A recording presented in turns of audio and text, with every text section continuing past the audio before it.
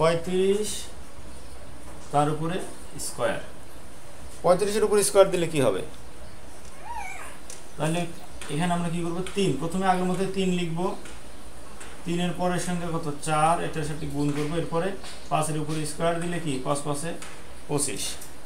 তাহলে 3 4 এ 12 আর হলো 25, এই 1225 হলো আমাদের রেজাল্ট। সো আমরা একটু ক্রস চেক দিব আগের মতোই, 35 তাহলে 5 5 এ 25 এর 5 হাতে থাকে 2, 3 5 এ 15, 2 এ 17, আবার কি 3 3 35 105।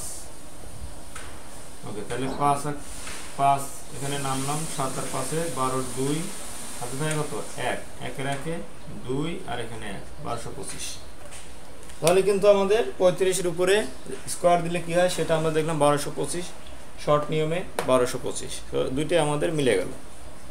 ওকে, এরপরে আমরা কি দেখব, 35-এর পরে 45 দেখব।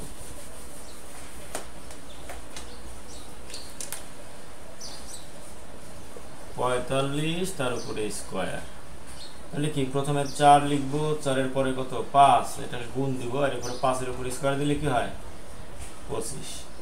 তাহলে 4 5 এ 20 আর এখানে কত আছে 25, এটাই আমাদের রেজাল্ট।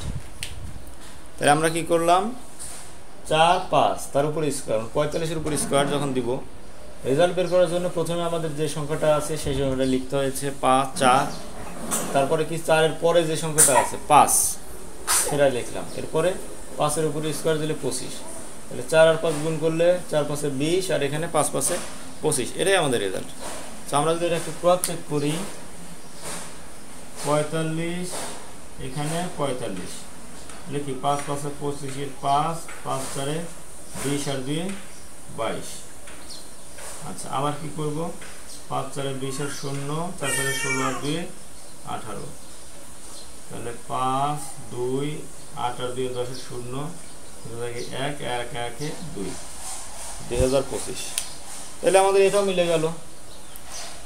তাহলে 45 তার উপরে স্কয়ার দিলে যেটা হবে সেটা আমরা দেখলাম, সেটা আমরা এখানে শর্ট করেও দেখলাম, আবার ক্রস চেক করেও দেখলাম। এরপরে আমরা কি করব, 55টা দিয়ে করি।